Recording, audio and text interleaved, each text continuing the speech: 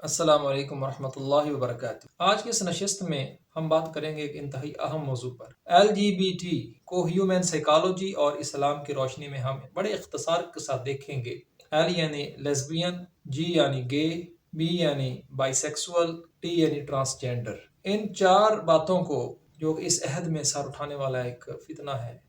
ہم human psychology اور اسلام کی روشنی میں ابھی آج کی اس نشست میں دیکھیں گے، اور اس کو مختلف رنگوں کے ساتھ اظہار کیا جاتا ہے۔ لیکن اس سے پہلے میں اپنے ناظرین اور سامعین بہن اور بھائیوں سے ریکویسٹ کرتا ہوں کہ آپ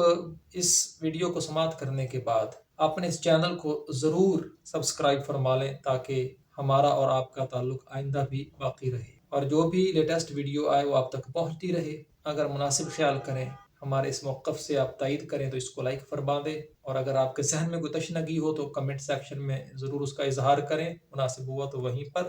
میں جواب دے دوں گا، یا پھر بعد میں اگر اتنا اہم سوال ہوا آپ کا تو اس پر الگ سے انشاءاللہ میں ویڈیو بنا دوں گا۔ LGBT ویسٹ میں یہ تصور ابھرا ہے، اور ایسٹ میں بھی اس کے اوپر بہت ساری تحریکیں جو ہیں وہ اپنا سیٹنک ورک کر رہی ہیں۔ اگر میں اختصار سے عرض کروں کہ اگر اس کو ہم ہیومن سائیکالوجی کی روشنی میں دیکھیں تو میں سمجھتا ہوں کہ یہ مکمل طور پہ انسان جس انوائرمنٹ میں آنکھ کھولتا ہے اور جو اپنے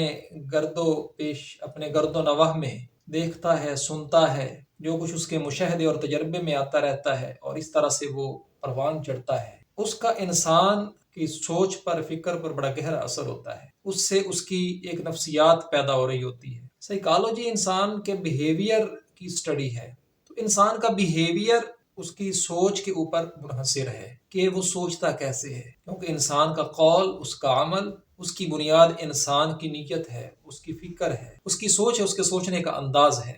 اور اس میں بہت زیادہ جو کردار ہے وہ اس کے ماحول کا ہے، اس معاشرے کا ہے جس میں اس نے نشو نما پائی، ان اداروں کا ہے کہ جہاں وہ نشو نما پاتا ہے۔ جیسے ایک بات مشہور ہے کہ ایک شیر کے بچے کو جب پکڑ کر کسی نے پالنے کی غرض سے، اس کو پالتو بنانے کی غرض سے پنجرے میں بند کر دیا، اور وہاں بلیاں بھی تھیں، تو ان بلیوں میں جب وہ پروان چڑھا تو اس نے اپنی فطرت کو فراموش کر دیا، اور وہ انہی کی طرح میاؤں میاؤں کرنے لگا، اور انہی کی طرح اس کی نیچر بن گئی، اور وہ جو ایک شیر کی فطرت ہوتی ہے اس سے وہ محروم ہو گیا۔ بالکل اسی طرح انسان کا معاملہ ہے۔ میں بات طویل نہ ہو، میں صرف حضرت ابو ہریرہ رضی اللہ تعالیٰ عنہ سے ایک روایت بخاری و مسلم میں ہے، اس کا حوالہ دوں گا انشاءاللہ۔ اس کے بعد میرے ناظرین اور سامعین بہنوں اور بھائیوں کے ذہن مکمل طور پہ کلیئر ہو جائیں گے، اور میرا نہیں خیال کہ اس کے بعد اس حوالے سے کوئی سوال ذہن میں رہنا چاہیے۔ اس طبقے سے LGBT کے ماننے والوں کے طبقے سے تعلق رکھنے والوں کا یہ خیال ہوتا ہے کہ لیزبین کے دو خواتین کا آپس میں ایک جنسی تعلق قائم کرنا، اور اسی طرح جو گے ہوتا ہے یعنی مرد کا مرد کے ساتھ جنسی تعلق قائم کرنے کا جو ایک ذوق ہوتا ہے، ایک مذاق ہوتا ہے، ایک ٹینڈنسی ہوتی ہے، رجحان ہوتا ہے۔ اسی طرح بائی سیکسول، بعض لوگوں میں دونوں قسم کے جذبات کا اختلاط ہوتا ہے کہ مردانہ اور زنانہ قسم کے رجحانات ہوتے ہیں۔ اسی طرح ذرا اختلاف کے ساتھ ٹرانسجینڈر کا معاملہ بھی ہے۔ آپ ان تمام ٹرمز کو گوگل پہ جا کے سرچ بھی کر سکتے ہیں، آپ کو ہر ایک کی ڈیفینیشن کا آسانی سے علم ہو جائے گا کہ جو ان لوگوں نے وضع کر رکھی ہیں۔ تو ایک روایت جو میں بیان کرنا چاہتا ہوں وہ یہ ہے کہ رسول اللہ صلی اللہ علیہ وآلہ وسلم سے حضرت ابو ہریرہ رضی اللہ تعالیٰ عنہ بخاری و مسلم میں روایت فرماتے ہیں، ما من مولود الا یولد علی الفطرہ، کہ کوئی بھی بچہ جو ہے وہ نہیں پیدا ہوتا مگر فطرت پہ، یعنی اللہ تعالیٰ بچے کو اس کی فطرت پہ پیدا کرتے ہیں۔ یعنی اگر کوئی مرد ہے، اس کو فزیکلی اللہ نے مرد بنایا، تو اس کی فطرت میں بھی اللہ تعالیٰ نے مرد ہی رکھا ہے، مردانہ رجحانات رکھے ہیں، مردانہ ٹینڈنسیز رکھی ہیں، جنسی اعتبار سے، نفسیاتی اعتبار سے بھی اس کو مرد بنایا ہے، اس کے اندر بیہیویئرز بھی ویسے اللہ تبارک و تعالیٰ نے رکھے۔ اور اگر اللہ تعالیٰ نے فزیکلی کسی کو عورت بنایا ہے تو اس کے اندر جو جھکاؤ ہے جنسی طور پہ، رویوں کے اعتبار سے، نفسیاتی اعتبار سے، وہ بھی اللہ تبارک و تعالیٰ نے عورتوں والے رویے رکھے ہیں۔ تو اللہ تبارک و تعالیٰ نے جس کو فزیکلی عورت بنایا ہے، اس کو جنسی طور پہ، نفسیاتی طور پہ بھی اللہ تعالیٰ نے عورت ہی بنایا ہے۔ ما من مولود یولد علی الفطرہ فابواہ یہودانہ او ینصرانہ او یمجسانہ، اسی طرح یہ روایت آگے چلتی ہے، بلکہ یہ اس کے ماں باپ ہیں کہ جو اس کو یہودی بنا دیں،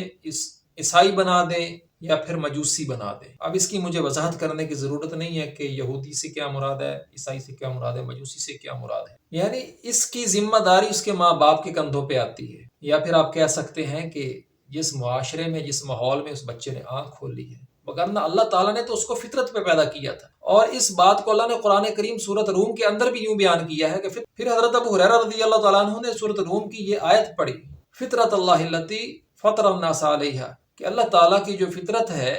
جو اللہ نے فطرت بنائی ہے، اس سے مراد دین اسلام ہے، مسلمان ہونا ہے۔ جس بھی انسان کو پیدا کیا ہے اس کو اسی فطرت اسلام پہ پیدا کیا ہے، اور اس کے بعد اس کا جو ماحول ہے، اس کے ماں باپ ہیں، اس کا جو معاشرہ ہے جہاں پہ وہ پرورش پاتا ہے، جس کا وہ لپالک ہوتا ہے، جہاں اس کی تربیت ہوتی ہے، اس کی تعلیم ہوتی ہے، ان عوامل سے پھر اس کی فطرت متاثر ہوتی ہے۔ یا تو اس کی فطرت جو ہے اس طرح سے صحیح طور پہ پروان چڑھتی ہے اسلام کے اوپر ایک مسلمان کی حیثیت سے، چاہے وہ کسی غیر مسلم کے گھر میں ہی کیوں نہیں پیدا ہوا۔ بہت سارے انبیاء ہیں، انبیاء کا بھی ذکر ہے کہ جو ایسے خانوادوں میں پیدا ہوئے ہیں، ایسے گھروں میں پیدا ہوئے ہیں کہ جہاں پر شرک تھا۔ سورۃ مریم میں وہ رکوع اٹھا کے دیکھیں جس میں حضرت ابراہیم علیہ الصلوۃ والسلام کو اپنے باپ کی فکر ہے